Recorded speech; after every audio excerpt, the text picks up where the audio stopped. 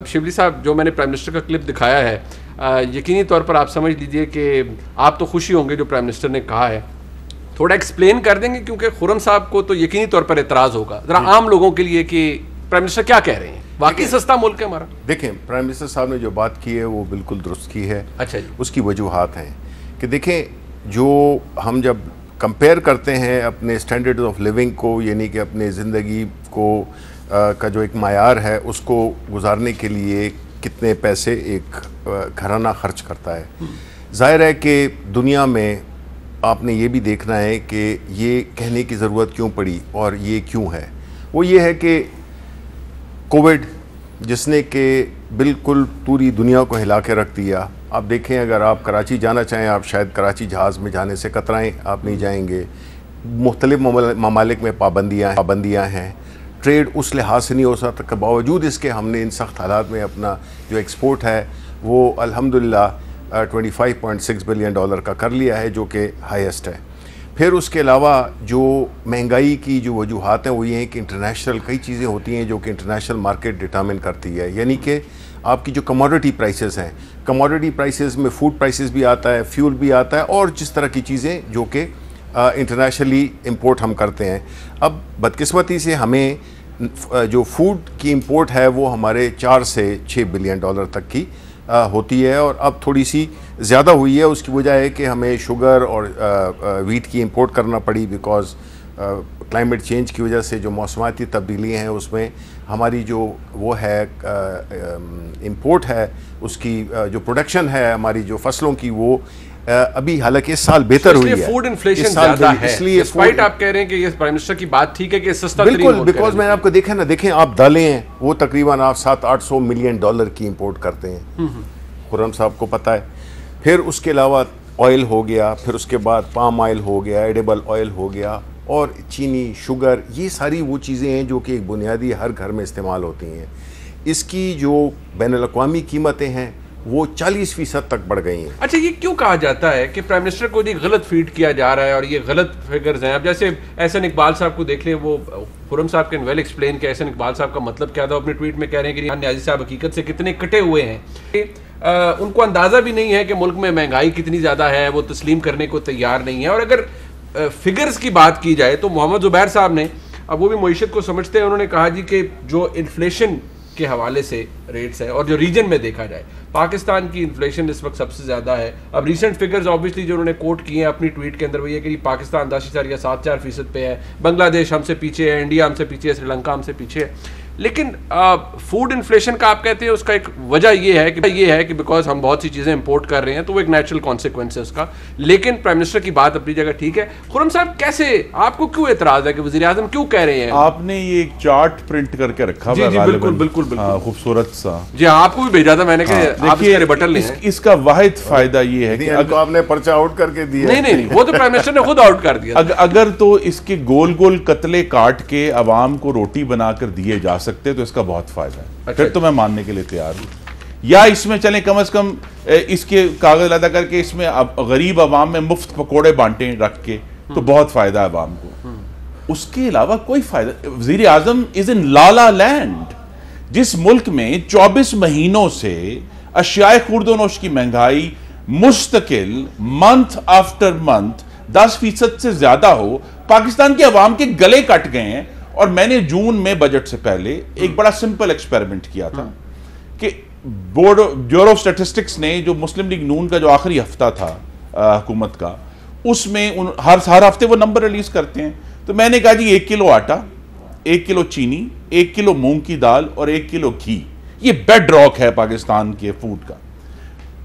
Bureau of statistics के मुताबिक उसकी क्या कीमत थी उस हफ्ते, मिला के 344 रुपए का ये बंडल बनता था 2018 में, जब आपकी हुकूमत जाने से पहले। ये नंबर है 31 मई 2018 के, ये ब्यूरो ऑफ स्टैटिस्टिक्स के पब्लिश नंबर। और मैंने उसी दिन जाके बाजार में, जून का 4 या 5 जून थी, मैंने जाके बाजार से यही 4 चीजें खरीदी और वो 680 रुपए की आई। बिल रखा हुआ? जी, मैंने बिल रखा हुआ। इसका मतलब ये है कि कम अज कम 96% इजाफा, यानी कीमतें डबल हुई हैं, आटे की भी, घी की भी, चीनी की भी, मूंग की दाल की भी। ये सिर्फ 4 चीजें। अब पाकिस्तान की अवाम, जिनकी जो आमदनी है वो नहीं बढ़ी। याद रखें कि पहले साल 1.9% ग्रोथ रेट था जो 5.8 पे था, नीचे गिरा, जीडीपी का साइज घटा। अगले साल -0.4 हुआ, इनके पास कोविड का एक्सक्यूज है। अभी तक ये उस 315 बिलियन डॉलर तक नहीं पहुंच सके जीडीपी के ऊपर जो हम छोड़कर गए थे। पाकिस्तानियों की इनकम घट गई है, पाकिस्तानियों की जो एम्प्लॉयमेंट है, जो उनका रोजगार है वो घट गया है, उनकी आमदनी वहीं खड़ी है या कम हो रही है। तो वज़ीर आज़म किस दुनिया में? साहब आप क्या कह रहे हैं सर? ये देखें, रिकॉर्ड सेल्स गाड़ियों की हो रही हैं एक महीने के अंदर, रिकॉर्ड सेल्स मोटरसाइकिल की हो रही है। हुकूमत इसको वाकई प्रमोट कर रही है। मैन्युफैक्चरिंग देखिए, हाँ, लार्ज स्केल मैन्युफैक्चरिंग का पहुंच गई, मोटर बाइक्स, गाड़ियां। मेरी ये इस्तदा है कि अज़राए करम गरीबों के मुंह पे ये टोयोटा के तमांचे ना मारे, बहुत मतलब गाड़ियों के तमांचे ना, गाड़ियों के तमांचे ना मारे। बात कर लेते हैं, हाँ, ठीक है। अब दूसरी बात ये देखिए, क्लाइमेट चेंज 2018 मोटरसाइकिल तो कह रहे हैं ना गरीब की सवारी है।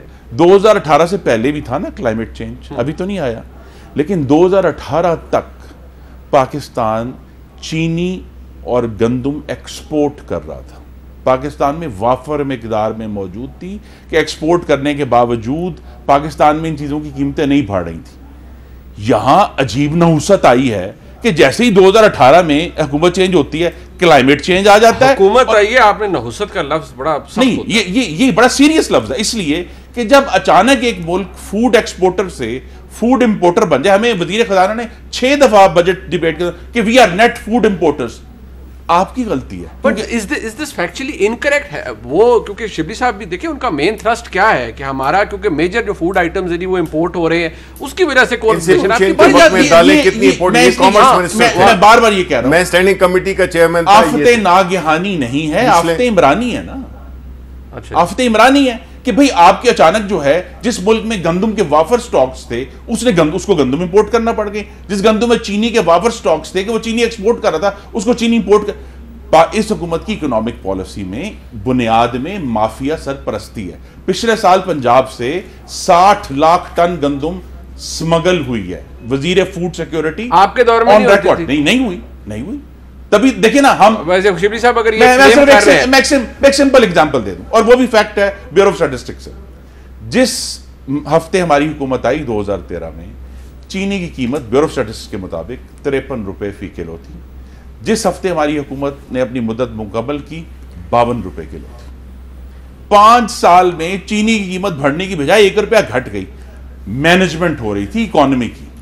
इमरान खान साहब ने जो 2 बड़े भयानक फैसले किए, एक 11 लाख टन चीनी एक्सपोर्ट की इजाजत दी, और दूसरा जो कि बराह रास्त फैसला नहीं है, लेकिन चूंकि फूड सिक्योरिटी, वजीर फूड सिक्योरिटी ने हमें बताया हुआ है कि जी 60 लाख टन गंदम मुझे नहीं मालूम कहां गई पंजाब की।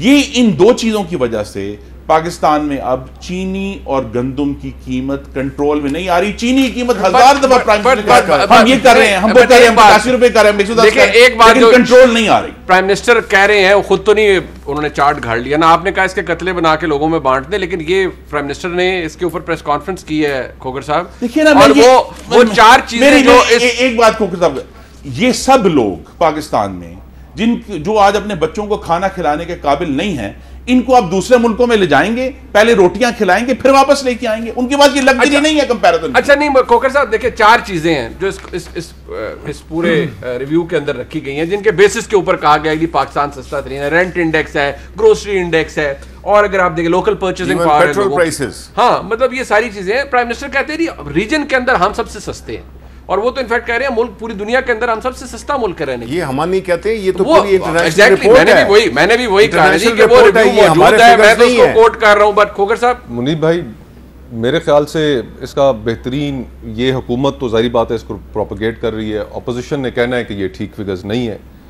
इसका बेहतरीन हल तो ये है कि आप अपना कैमरा उठाएं, कैमरा उठाकर बाज़ारों में चले जाएं, गली कूचों में चले जाएं, और वहाँ पर जाकर लोगों से पूछ लें। अगर आप 100 लोगों से पूछेंगे कि उनकी ज़िंदगी आज कैसी गुजर रही है जब से ये हुकूमत आई है वजूद में, तो वो ऐसी गुफ्तगू करेंगे कि शायद 100 में से 95 शॉट्स आप चला भी ना सके टीवी के ऊपर। और जितने हमारे दोस्त अहबाब हैं मीडिया में, जब वो इस तरह के प्रोग्राम्स करते हैं, जाते हैं अवाम में, जाके लोगों के तासुरात लेते हैं, तो उनके साथ यही होता है कि मेजॉरिटी उनमें से वो चला नहीं सकते। इसका बेहतरीन जज इस मुल्क के अवाम है, इस मुल्क के लोग हैं। हुकूमत जो मर्जी है चार्ट्स उठाकर दिखाती रहे। आपको याद होगा शौकत अजीज साहब के दौर में भी वो कहते थे कि मोटरसाइकिलें बड़ी बिक गई हैं, गाड़ियां बड़ी बिक गई हैं। नहीं देखिए ये एक ट्वीट देखे ना, ये वजीर इत्तला जनाब फवाद चौधरी साहब का, उन्होंने शायद सरकास्टिकली की है कि ही वाज बीइंग सरकास्टिक कि एक किसी ने ट्वीट की थी कि इतने रिकॉर्ड सेल्स एक गाड़ी को की कंपनी है उसके आए हैं, और उन्होंने ऊपर उसका हैशटैग लिखा है क्योंकि महंगाई बहुत है। मतलब उन्होंने अपनी तरफ से सरकाज़म है उनका। देखिए हुकूमत इनसेंसिटिव भी हो रही है, और इस तरह के जो बयानात हैं कि लोगों को ये बतलाना कि जी कि अभी तो आप इस वक्त दुनिया में आपकी जो सूरत हाल है वो सबसे बेहतर है कि हम 143 मुल्क और भी हैं, मजीद महंगाई यहां पर हो सकती है, ये एक तरीके से जस्टिफिकेशन कर रहे हैं इस बात की। हालत क्या है कि आप अगर इस मुल्क में इंसाफ लेने जाएं तो इतना सस्ता इंसाफ है कि आपको, अगर आज मैं कोई केस दायर करता हूं तो 20-22 साल में जाकर मेरे आगे बच्चे और उनके बच्चों के बच्चे शायद देखेंगे, वो फैसला उनको सुप्रीम कोर्ट से मिलेगा। रिफॉर्म्स का वादा किसने किया था? इमरान खान साहब ने वादा किया था ना। इस मुल्क में तालीम इतनी सस्ती है कि नौजवान डिग्रियां ले लेके फिर रहे हैं और कहीं पे रोजगार नहीं है। साहब ये प्रॉब्लम इस गवर्नमेंट के तो नहीं होंगे ना, तो इनहेरिट प्रॉब्लम्स भी है ना। क्यों नहीं है? इसलिए नहीं है, इनहेरिट भी किए हैं ना। इसलिए इनहेरिट अगर इन्होंने किया तो इन्होंने 100 दिन का प्लान किस लिए दिया?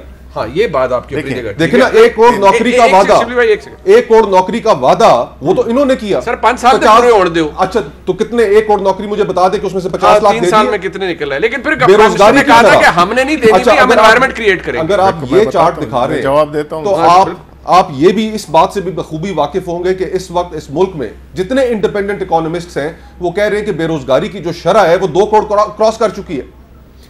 आपकी जॉब मार्केट में हर साल 20 लाख नौजवान कम अज कम ऐड होता है, ये ऑफिशियल फिगर्स हैं। उन 20 लाख नौजवानों के लिए कहां से रोजगार है? कोई रोजगार अवेलेबल है? आप खुद बता दें।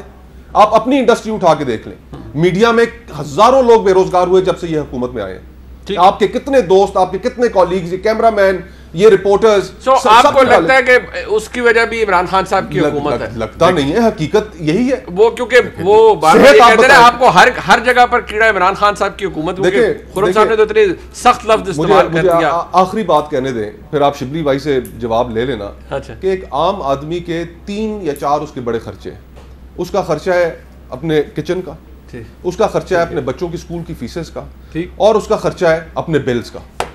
आप मुझे बताएं कि इस पिछले 1 महीने के अंदर पेट्रोल इन्होंने 4 दफा महंगा किया, 11 रुपए लीटर महंगा किया है। एक आम आदमी अगर अपने 2 खर्चे संभालता है तो उसका तीसरा खर्चा निकल जाता है उससे। ठीक, आम आदमी की यह हालत है, और यह मौसूफ आज तमाम हुकूमत ये ढंढोरे पीट रही है कि पाकिस्तान सबसे सस्ता।